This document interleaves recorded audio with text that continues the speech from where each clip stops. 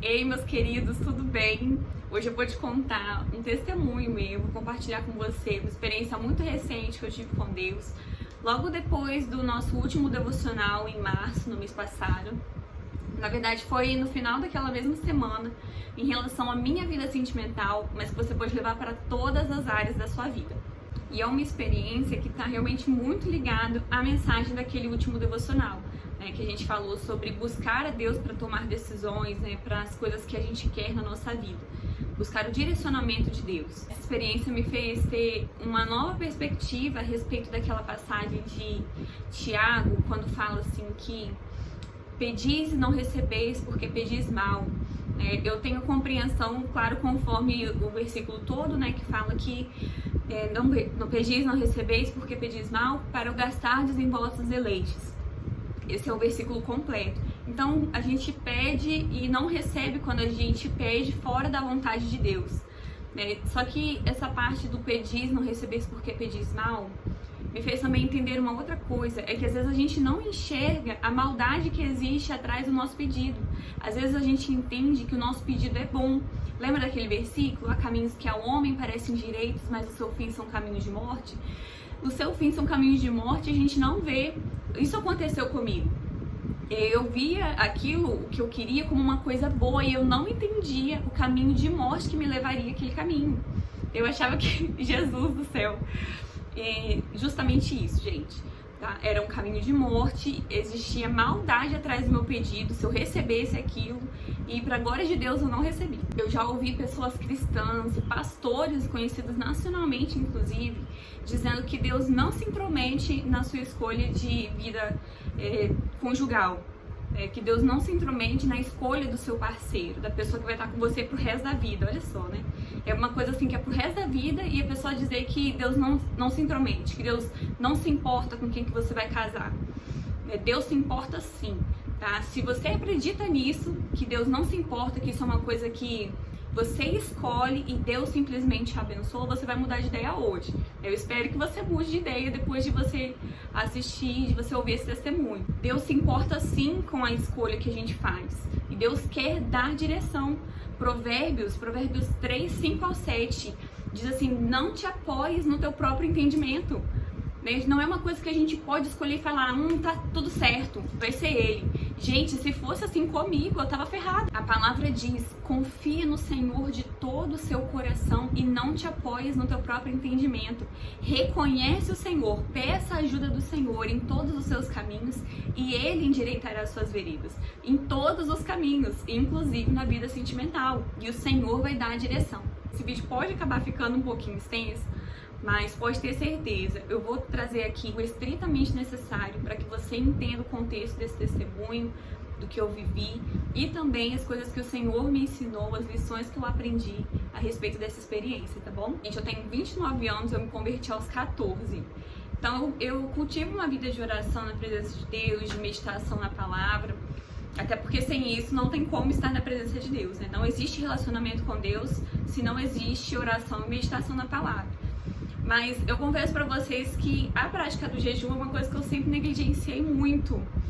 Eu posso contar nos dedos as vezes que eu fiz jejum. Esse ano, na verdade, que eu coloquei diante de Deus, eu falei que eu gostaria de buscar mais a Deus nesse sentido também.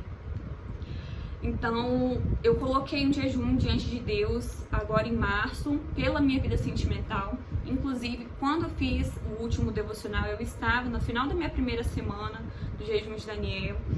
E foi no final do meu jejum realmente que eu tive uma resposta de Deus a respeito daquilo que eu buscava.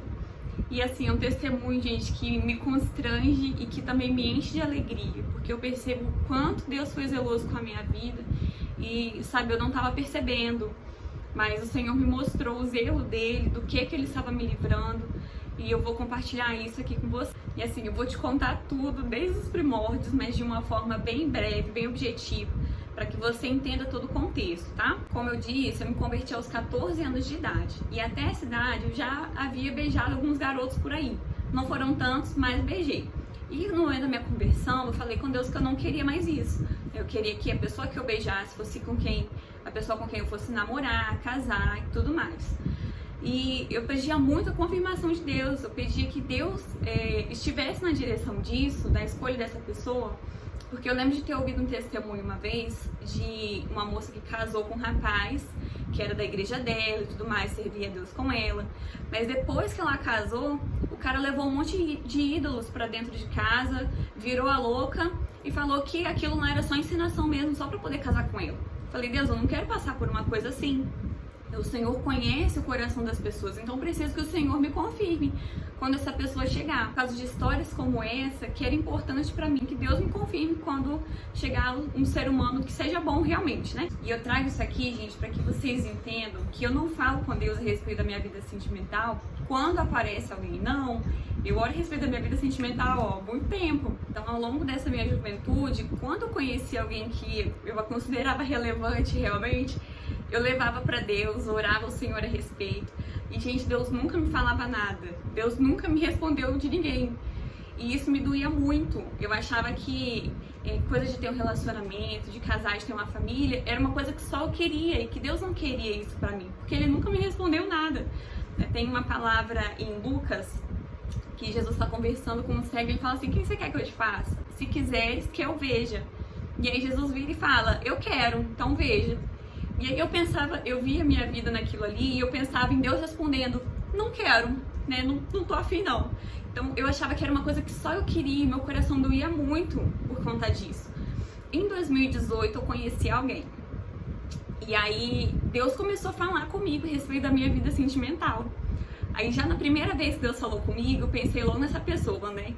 Mas eu não considerei aquilo uma confirmação de Deus. Eu pedi a Deus que fosse caminhando as coisas, né? Conhecendo Ele. E foi em janeiro de 2019 que Deus começou a falar de forma ainda mais enfática sobre a minha vida sentimental. Eram coisas assim tão específicas que eu via, nossa, Deus está confirmando. E eu preciso que vocês entendam, gente, que isso de dizer que o Senhor me disse é uma coisa muito séria pra mim. Muitas vezes as pessoas querem algo da parte do Senhor e falam como se Deus tivesse prometido quando Deus não prometeu nada. Eu sempre tive um compromisso muito grande com isso, de não falar que o Senhor me disse uma coisa quando o Senhor não me disse nada. Por tanto que eu sofria por conta disso. Porque eu queria muito ouvir do Senhor e eu não ouvia nada. Então, quando Deus falou, eu falei, cara, isso é Deus nesse negócio. Eu tinha certeza que era o Senhor comigo ali. Em 2019, as confirmações ficaram mais intensas e mais específicas também. Em janeiro, Deus me falou a respeito de santidade no meu casamento. E outras situações, outras coisas também que o Senhor me falou, que eu falei, nossa, Deus confirmou aqui agora, de verdade, né? É esse ser humano mesmo. Mas final de março de 2019, aconteceu uma situação em que eu errei com ele. E aí a gente se afastou. Não cometi nenhum pecado não, mas não devia ter feito. E aí a gente se afastou e aquilo me fez sofrer muito, porque eu pensava, nossa, eu impedi o agir de Deus na minha vida aqui.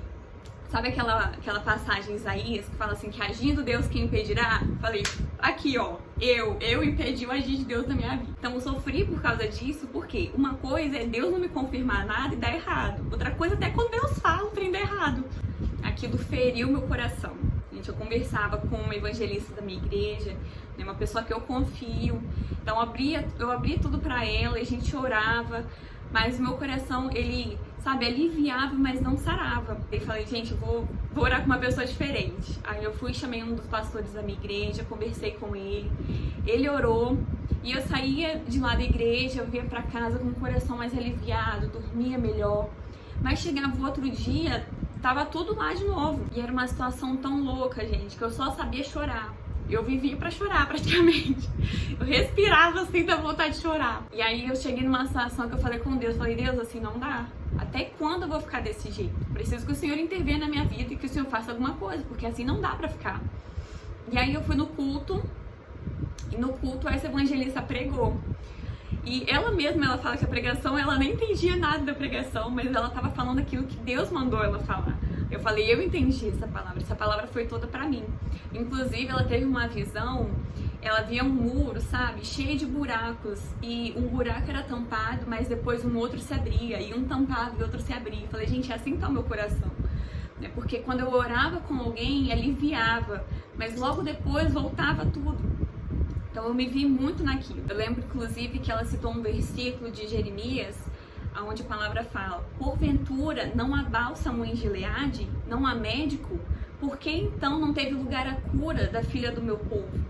Então, e aí ela chamou a gente para poder fazer uma fila, que os pastores iriam orar e ungir. Falei, gente, eu vou e o Senhor vai me curar. É hoje que esse sofrimento aqui acaba. E aí eu fui ungida, sentei no meu lugar sem falar nada pra ninguém. Quando eu sentei no meu lugar, falei, gente, cadê? Cadê a dor que tava no meu coração? Gente, sumiu e não voltou nunca mais.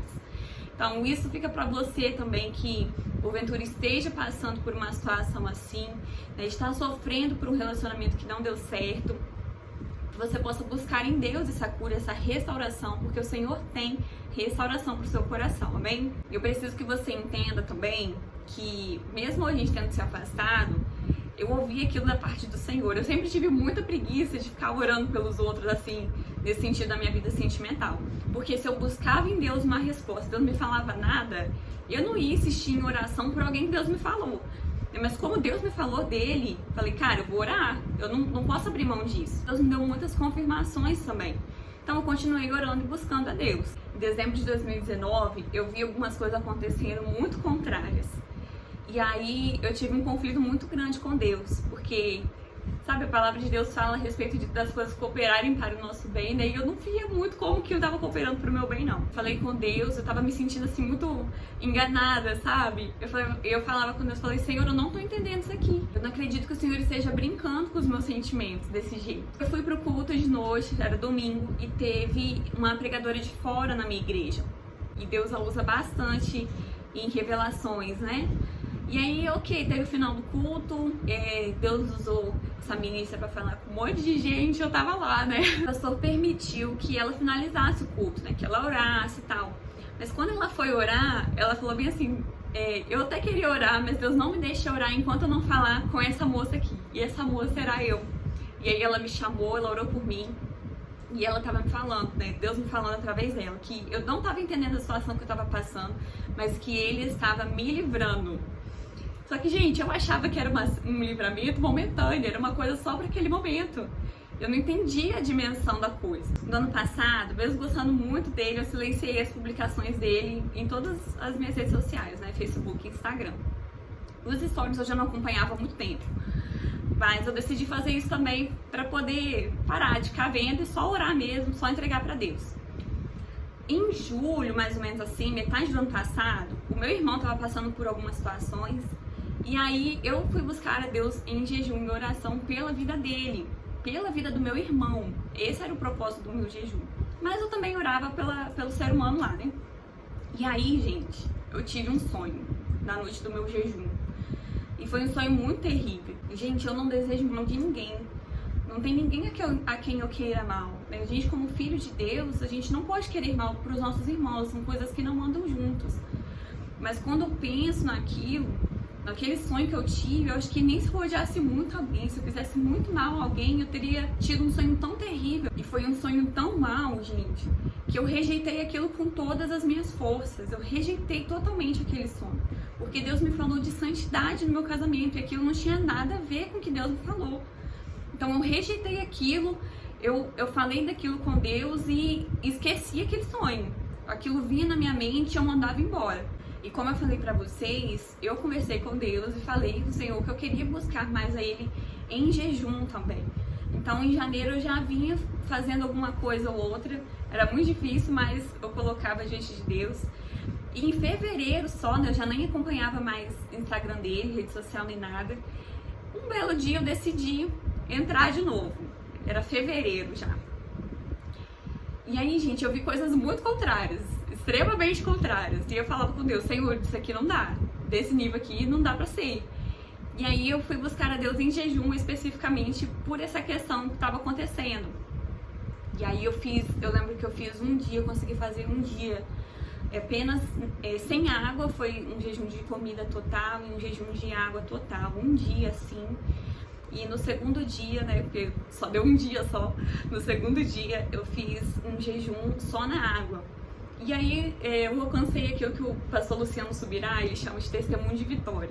Eu entendi que estava tudo certo já, que o Senhor ia resolver a questão toda. Teve feriado de carnaval, E quando voltou, mesmo durante lá o feriado, eu estava sentindo dentro de mim a necessidade de continuar com algum jejum, porque, beleza, Deus me deu a certeza da vitória, mas eu precisava que aquilo se manifestasse, né? E ver aquela situação me doía muito.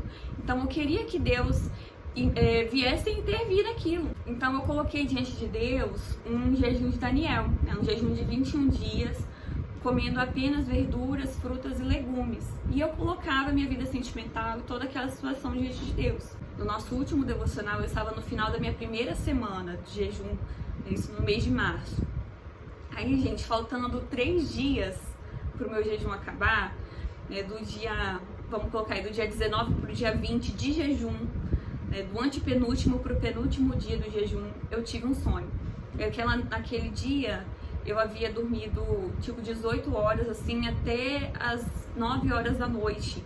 Então, eu passei muito tempo depois disso acordada, eu fui dormir de novo, era quase 3 horas da manhã. Naquela noite, naquela madrugada, eu tive um sonho muito terrível com ele também, do mesmo sentido do outro sonho, um sonho de cunho sexual. Gente, parece que eu fui dormir só pra ter aquele sonho. E aí eu acordei assustada com aquilo, e orei ao Senhor e voltei a dormir. E aí eu tive um outro sonho. Parece também que eu dormi só pra ter aquele sonho. O segundo sonho que eu tive, gente, foi o seguinte. Eu estava no sítio do meu pastor, onde normalmente a gente faz retiro. E aí lá ele tem uma área assim, onde a gente come e tudo mais, acontece os cultos.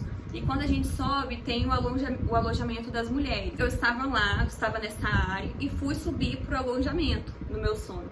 Enquanto eu estava subindo, eu tropecei, eu caí. E quando eu me levantei, gente, eu estava com muito sono. Eu tava com muito sono. E quando eu fico com muito sono, eu não consigo prestar atenção em nada do que me falam. Tudo que eu quero, a única coisa que fica na minha mente é dormir. E aí eu fui pra um dos quartos do alojamento, só que lá não tava como normalmente é, né? As camas e tal. O que tinha era uma mesa e um dos pastores da minha igreja e mais alguém lá que depois saiu quando eu entrei. E aí eu sentei na mesa, fui conversar com o pastor e no meu sonho ele ia me explicar o sonho que eu tive antes. Aquele sonho louco e absurdo. Ele ia me explicar aquele sonho, só que eu não conseguia ouvir. Gente, eu não conseguia ouvir.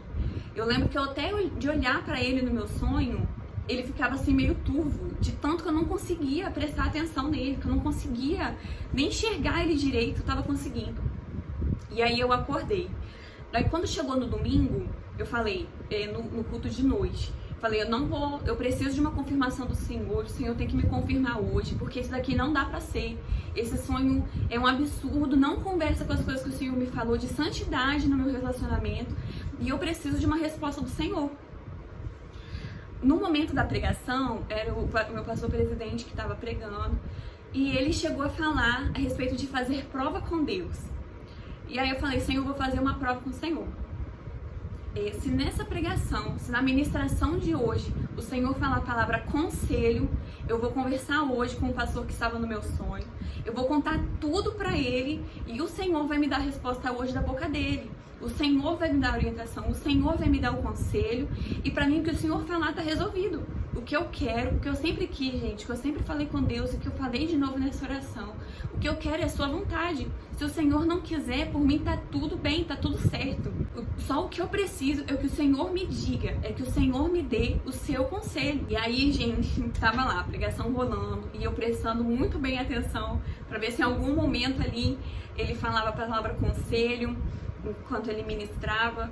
Ele estava ministrando por tópico, sabe? Quando você fala o tópico e depois você faz o desenvolvimento. Ele estava ministrando assim.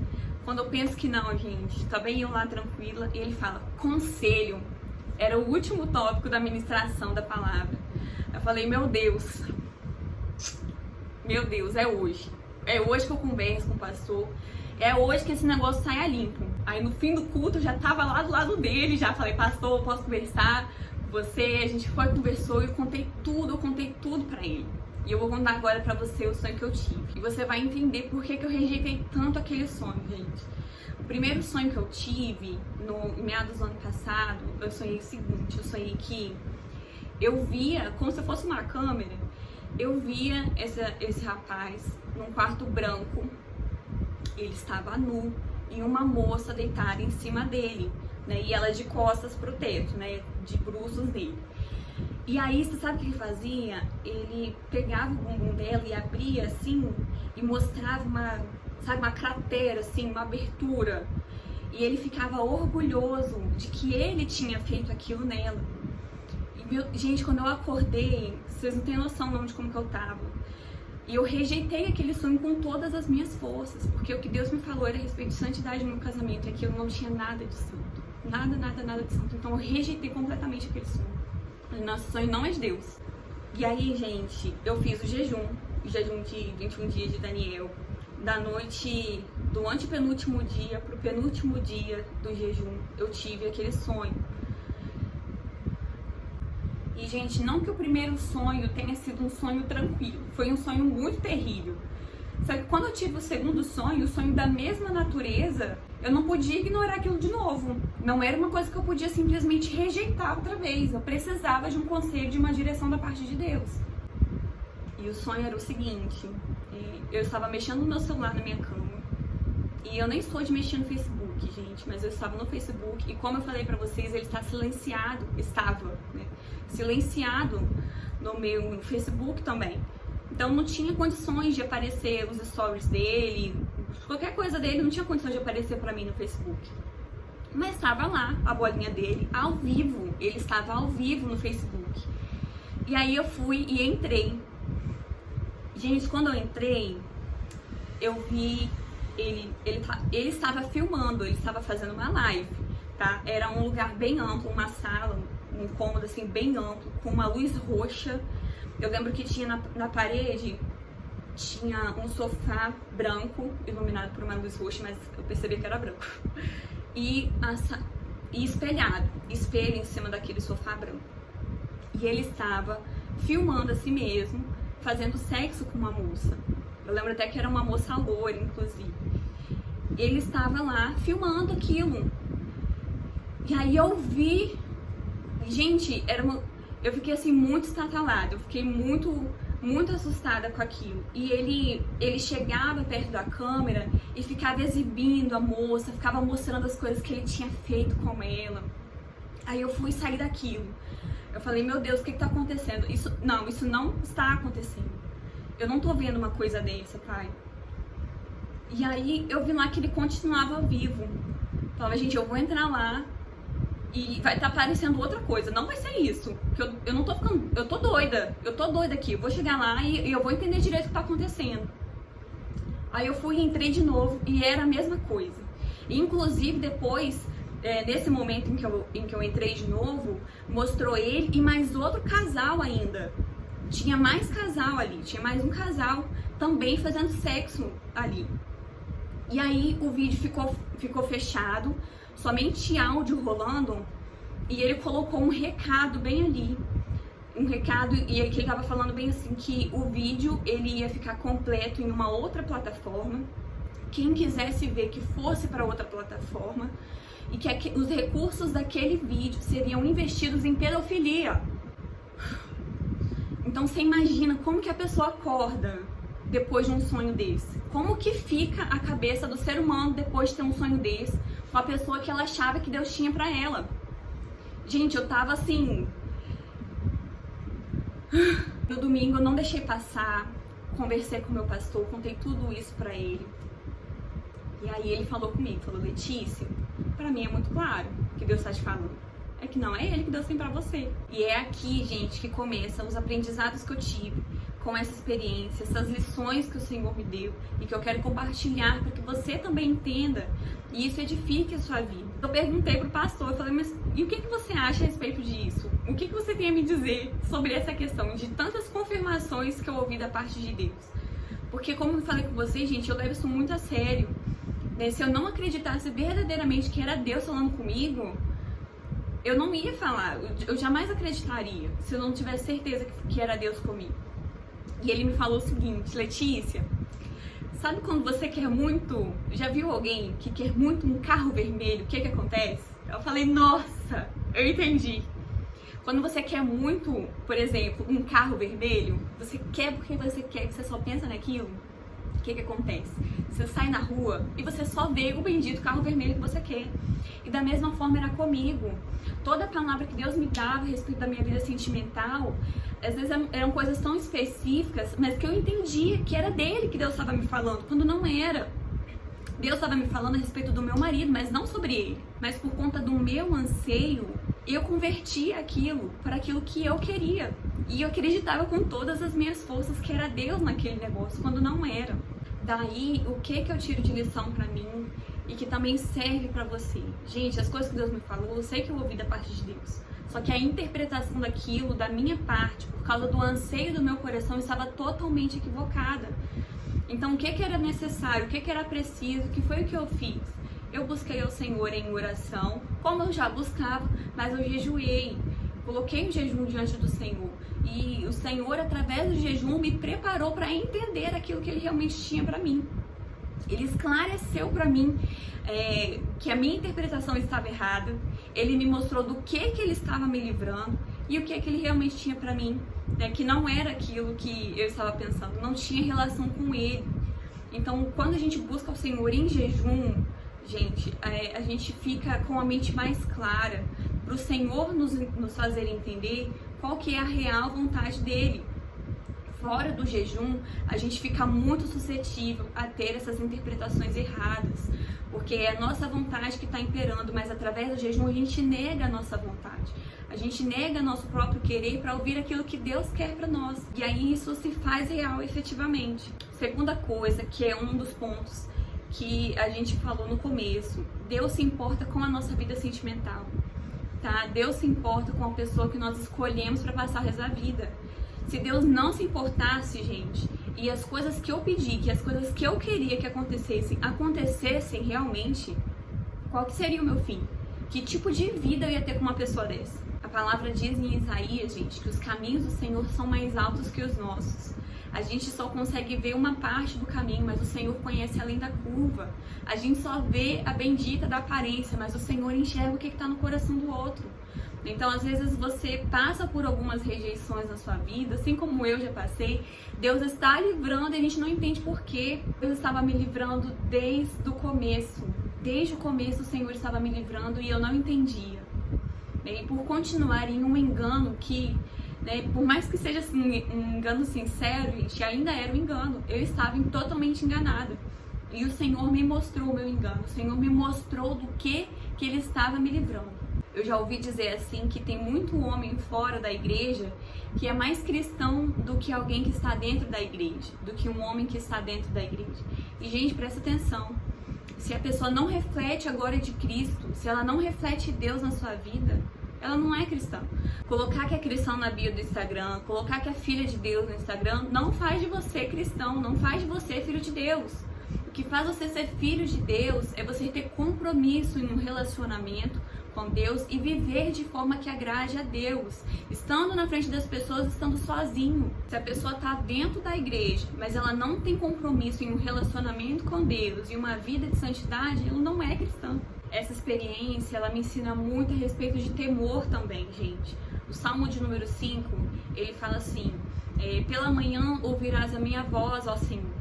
Pela manhã eu me apresentarei a ti e vigiarei, porque tu não és um Deus que tenha prazer na iniquidade e nem contigo habitará o mal. A iniquidade, gente, é um novo nível de pecado, é um outro nível.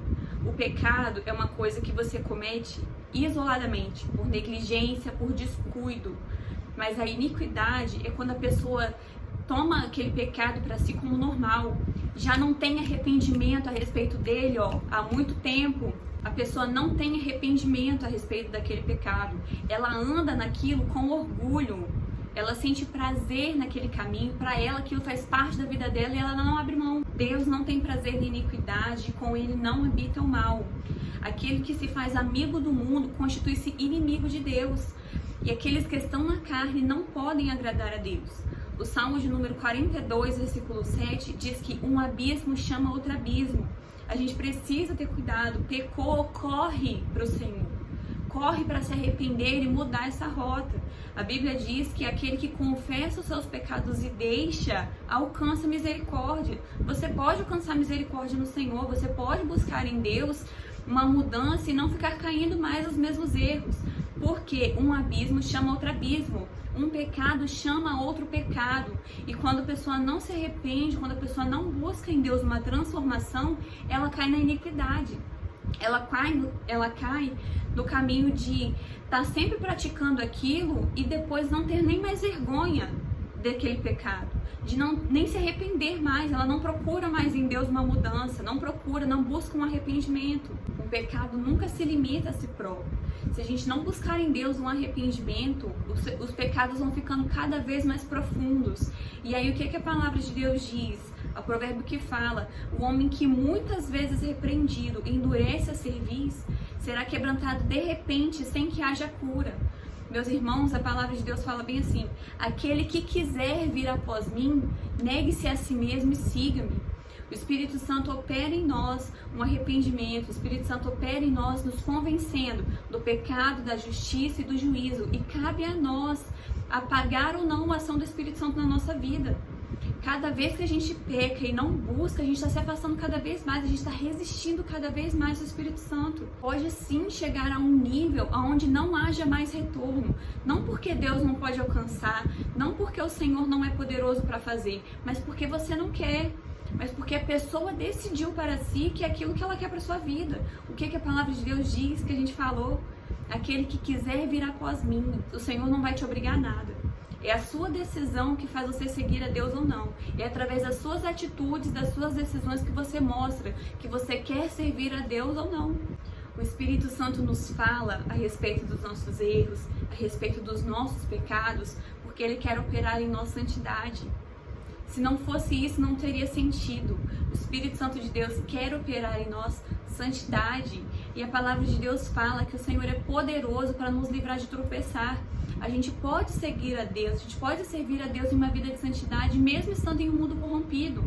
Basta que a gente se apegue a Deus, basta que a gente se santifique no Senhor. Busque o Senhor sim em oração, busque ao Senhor na palavra, mas busque também em jejum, tá? Para que o Senhor opere em você aquilo que é necessário, que vai te dar a estrutura para você receber verdadeiramente a direção que Ele tem para você e não ser atrapalhado pelos seus próprios desejos e vontades. Deus quer te direcionar em todos os seus caminhos, inclusive na sua vida sentimental.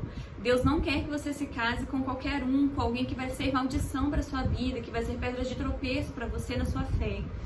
Então busque em Deus a respeito da sua vida sentimental, a respeito de todas as suas outras decisões, para que você receba de Deus aquilo que Ele tem para você. Que essa palavra também possa gerar em você temor, um cuidado sobre a sua vida de santidade diante do Senhor, para que você não venha a cair em iniquidade, para que você não venha entrar nesse estágio aonde o pecado seja normal para você. Mas que antes de tudo isso, que o seu prazer seja na lei do Senhor, que você medite nela dia e noite, que você tenha prazer nos caminhos de Deus.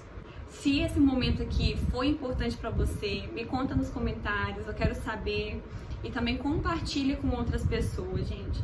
Essa é uma mensagem assim que eu acredito que pode impactar outras pessoas também, outras pessoas que tiveram o seu coração ferido, que foram rejeitadas por alguém, que tá passando por uma situação dessa. Eu li esses dias que toda rejeição é um livramento, gente. Eu posso falar por experiência própria, é livramento mesmo, tá? E se você enviar essa mensagem para essas pessoas que estão passando por algo assim, pode edificar muito a fé delas, mas entenda também que isso serve para várias outras áreas da sua vida. Então compartilhe, se a pessoa respira, você lembrou dela, fulano respira, envia para ela, porque vai edificar a vida dela, tá bom? Um beijo para você, fica com Deus.